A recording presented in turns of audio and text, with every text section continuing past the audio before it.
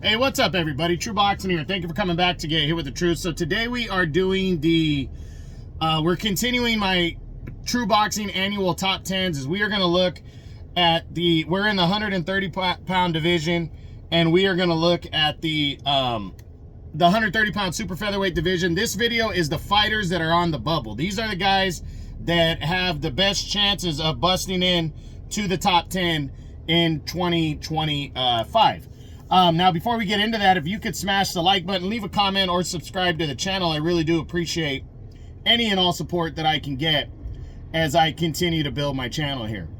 So, we're gonna kick it off with Leigh Wood, the former featherweight champion who is officially at 130 now, but then kind of unofficially is, because for me, you got to compete at the division. But I took him out. I mean, I kept him as a featherweight until he officially fought at super featherweight 130, because he gave up his belt in order to move up in weight. That was the plan. There was a plan for him to fight what's his name for the title. Why am I drawing a blank? To fight Josh Warrington, not for the title, but in a rematch, and it never happened. And Warrington went on to fight Anthony Kakachi. So Leigh Wood, I believe, will be returning and fighting at in this division soon, but we just don't know when. But I'm hoping we hear something soon on him. Next up is Masanori Rikishi, who is highly rated right now. He's the IBF's #3 contender. He's 16-1 with 11 knockouts. In 2024, he went 2-0 with 2 knockouts. He's highly rated though in the IBF. And, you know, he right now, looking at the IBF rankings, there is no #2 challenger, and Eduardo Nunez is next in line for the WB for the title. Eduardo Nunez is going to be fighting the winner of is going to be fighting Anthony Kakachi next for the IBF title. So Masanori Rikishi and then Charlie Suarez would be next up, and those two guys in the first half of the year could be ordered to fight in a final eliminator to determine the top guy in that division. So I think this guy is in a good position to get himself into a title shot either by the end of the year or early in 2025. And to be honest, if Anthony Kakachi welches and decides not to fight, chasing after the big UK fights and the bigger money, and potentially moves up in weight and gives up that title, then we got Nunez and Rikishi fighting for the IBF title. So gonna be interesting to see what Rikishi does in his first fight, and what the IBF decides to do in the new year coming up. So I'm really looking forward to that, and hopefully we hear something very, very soon on that. Next up is Elner Zamedov. So this guy right now is the WBA's #2 contender. He's 19-1 with 8 knockouts. In 2024, he only fought one time, got a decision win over a nobody type of guy. He hasn't really done much. He lost very early in his career, back in 2018 by a split decision. That's his only defeat. We don't know what's going on with him. Him being the #2 guy in the division, doesn't really, jump out at you. This guy doesn't. Elmer Zamedov doesn't really jump out at anybody. He's not a big name. We know the WBA rankings right now that they are backed up. So even though this guy's #2, he might not get a shot at anything, because you got Albert Badargaziev is the WBA interim champion right now, and that essentially means he's next in line for the title. But Lamont Roach Jr. is moving up to 135 to fight at lightweight. I think there's a good chance Lamont Roach gives up that title, and Badargaziev fights #1 contender Odar Narazian. He fights him next, and then Elner Zamedov and maybe Sultan Zauerbek would compete for the mandatory championship next, but that might not be until mid to late in the year, and this guy might not see anything until 2026. But hey, you start to get in line. You're ranked where you're ranked, and he's highly rated in the WBA, but I don't see him getting anything anytime soon, if I'm being honest. Okay, so next up, we just mentioned his name, but we're going to discuss undefeated WBA interim champion Albert Badargaziev. This guy's 11-0 with 8 knockouts, 26 years old. He actually jumped into the mix when he took on former world title challenger Joan O'Carroll and stopped him impressively in 9 rounds to throw his name into the mix in this division. So he's kind of a young up-and-comer. He's from Russia. He's trying to make a name for himself. He's now the WBA interim champion, which is a big deal. I honestly believe that he could be upgraded to full champion after the Lamont Roach and Gervonta Tank Davis fight, because Lamont Roach, if he loses that fight, especially by knockout, the money he's going to make, he's probably just going to be okay with giving up the lightweight title and not fighting. But if he does decide to come back in the second half of the year and defend his title, and granted, this is he loses to Tank, which he's projected to, then he would have to fight Badargaziev, it looks like, because he's the interim champ. So I think Badargaziev's in a good position to either become the champion and fight Odar Edarazian or something bigger. So we'll see what happens for this guy in 2025, but he should get an opportunity at something. Next up, we're going to look at Charlie Suarez. Charlie Suarez is 18-0 with 10 knockouts. He's 36 years old, though, but he's from the Philippines. This guy, you know, all-action type guy.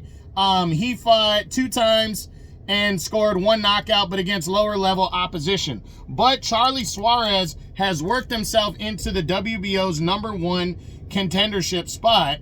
He's also the IBF's #4 contender right now. So this guy has opportunities to potentially become a mandatory challenger or even potentially get into a title fight, depending on things going certain ways. In the WBO, where he's ranked higher, Emmanuel Navarrete just solved his, just figured out his mandatory position. He defeated Oscar Valdez, who was the WBO interim champion. So Suarez, not being a bigger name, will probably have to earn that shot, and he would have to fight #2 Andres Cortez, which is a big deal. And potentially second half of the year, he could get a crack at Navarrete, or he might have to wait around for 2026. Or Navarrete could vacate the belt, and then he's in line. But then in the IBF, Eduardo Nunez is supposed to be fighting Anthony Kakachi next, right?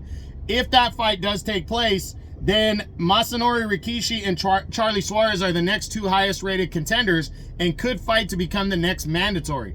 Again, Suarez can put himself in position to lock down a title shot in either the WBO or the IBF this year, but right now I'm leaning against him actually getting the title shot this year, but you never know what can take place. But he is in a very good position for himself right now, so we'll see what shakes out for him. And next up is Mohamed Yakubov.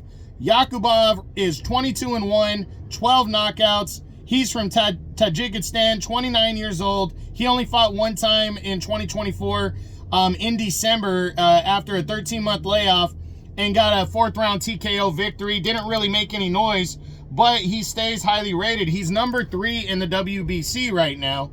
And for him, with that high ranking in the WBC, Yakubov, it's up in the air. Shaki Foster just fulfilled his obligation, his mandatory, by defeating, Robson Conceição in a rematch.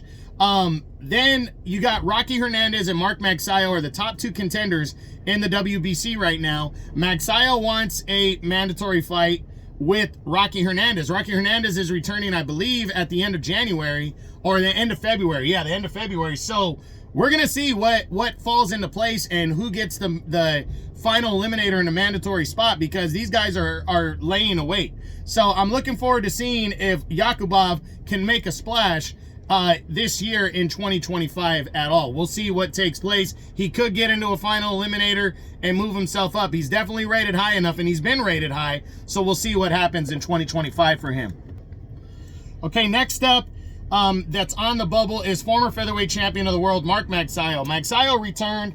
I discussed in the dropout video, they dropped out of the top 10, but it was basically because other guys just did a little bit more against more recent top tier guys in the division that moved past them. But Mark Magsayo is in a fantastic position, sitting as the WBC's number 2 contender, WBO number 3, and the WBA and IBF number 5 challenger right now. Mark Magsayo has the opportunity to really make a splash, and I think he's going to at least get into a title fight in 2025, or at least mandate one. He has already come out and said that he wants to fight Rocky Martinez to become the mandatory challenger. We know Rocky's coming back at the end of February. We're going to see what the WBC decides to do, but Magsayo can potentially get into a final eliminator in the IBF as he's ranked number 5 there. The WBA seems very congested with who's in line and who's ahead of him. I don't really think he's going to do anything with the WBA ranking. But the WBO ranking, he's number 3. So he could definitely move into the mix. If Suarez, say, decides to fight in the IBF instead, then it's Magsayo and Andres Cortez. So there's definitely some noise to be made, and I think Mark Magsayo is going to get his opportunity at least to become the mandatory challenger in 2025. So we'll see what goes down there. Next up, after Magsayo, is Sultan Zauerbek. He is 19-0 with 13 knockouts. He's from Kazakhstan, like Triple G. He's 28 years old. He went 3-0 with 1 knockout in 2024. Hasn't really defeated anybody big, but he's ranked number 3 in the WBA. But as I discussed a little bit earlier, number 3 almost looks like number 10 in terms of who's all in line right now. Lamont Roach Jr. fighting Gervonta Tank Davis up at lightweight. So the belt's on pause right now, at least until March 1st or maybe a little after. Albert Badergaziev is the WBA interim champion, so he has the best chance of becoming the next champ. And then you have a mandatory number 1 contender in Odor Adarazian. Then you got Elner Zamadov and Sultan Zauerbek sitting right there. So I think best case scenario for Sultan Zauerbek is to potentially get a final eliminator, because what I believe Lamont Roach will end up giving up the belt, or he'll fight Badergaziev, and then Odarazian is the next in line. So why not Zamadov and Zauerbek compete in a showdown with each other to become next in line after that? So I think he might get an opportunity, Zauerbek, to push himself in line for at least a title shot in 2026. We'll see what happens, but that's what's going on with him in the WBA. Following him is former world title challenger Zelfa Barrett, one of my favorite guys. Zelfa Barrett, this guy, his ranking right now, he's not even in the top 5 of any of the governing bodies, which is sad. He's actually the IBF number 6. He's the WBA number 7. He's not currently ranked by the WBC at all. And then he is also not ranked in the WBO. So he needs to get himself into some kind of an opportunity. Zelfa Barrett had a good year, defeating Jordan Gill by a stoppage in a grudge fight where, surprisingly to me, he was the underdog, but I picked him to win. That big win in April really cemented him as still a legitimate contender, but he's got to do more. So I hope he gets the opportunity in 2025 to do more and at least get himself into like an eliminator against another like top 10 to top 15 overall guy. That would be big. So we'll see though. Hopefully in the IBF or something along those lines for him. Okay, so next up is former featherweight champion of the world, Mauricio Lara.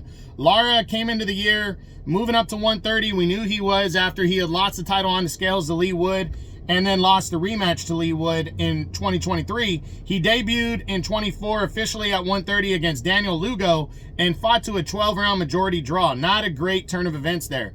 Then in August, he took on a guy named Pedro Delgado. Didn't look great, but got a 7th-round TKO win. Mauricio Lara needs to really invest himself and try to jump back into the mix this year because he's still young. He's only 26 years old, and he's just got so much potential and so much power. You saw that, and it's a real shame that he didn't really make an impression this year at 130. I think he's not taking it serious enough, to be honest, and I think that really hurts him. His highest rating is number 11 in the WBA right now, but he's got a name, so he needs to take advantage of that name and try to move up the rankings this year. We'll see how he does with that. Next up is Hayato Tsutsumi from Japan. This guy's a WBA's number 4 contender, 6-0, 3 knockouts. He went 2-0 this year, but had a nice win over former champion Rene Alvarado, who's kind of like a gatekeeper stepping stone guy now. But be that as it may, he got the victory.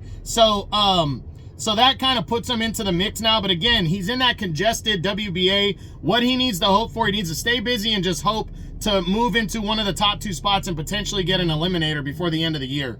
That's what I think Satsumi needs to do before, like I said, before the official end of the year.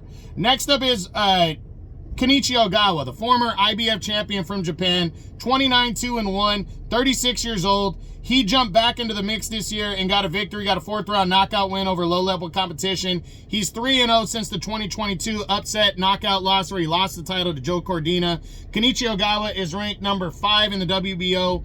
He has a name, and he's a former champ, so he needs to try to take advantage of that and get in there with the likes of the Andre Cortezes, the Liam Wilsons, and stuff to move up the rankings. If he can do that, then I think he has the opportunity to make some noise in 2025. Yeah. Okay, we're almost done here, guys. I apologize. There's a lot of guys at 130. So the final 2 guys we're going to look at 130 pounds. First up is the WBA's #1 contender, Otar Ederazian. This guy hasn't fought since he got his career best win, a 2023 August 8th round TKO win over Roger Gutierrez. He's waiting around for his title shot. I honestly think he's going to get that Albert Badargaziev for the title. He's going to get a mandatory shot for the title, but he's got to wait around for the Tank Davis thing. I think he needs to try to get back in the ring as soon as possible to shake off the rust, but we'll see what happens. But I do think Ederazian is going to get a title shot in 2025. And then closing out the year, last is Liam Wilson, the former world title challenger. Liam Wilson bounced back from the knockout loss to what's his name, to Emmanuel Navarrete. He came back from that loss and got 2 consecutive wins in 23, but then ran into Oscar Valdez and got stopped in the 7th round of an all-action packed fight. That was a good fight. He's got nothing to hang his head about. He fought his ass off. And then in July, he came back and got an 8th round knockout win over a guy named Youssef Dib. So, you know, he's still in the mix right here, Liam Wilson. He's the WBO's #4 contender. And because he's been there and done that, he just really needs to try to cash in on his opportunities. So that's it, guys. I know it was a long video, but that's because there's so many guys that are on the bubble at 130 pounds, ranked highly, or they have names. So I can see more turnover in 2025, but we'll see what goes down. But that's it. That's what I got. That is my True Boxing annual top 10s on the 130-pound super featherweight division on the fighters on the bubble. I hope you enjoyed the video. If you did, smash the like button, leave a comment, or subscribe to the channel. I appreciate any and all support. This is True Boxing, and you've been hit with the truth.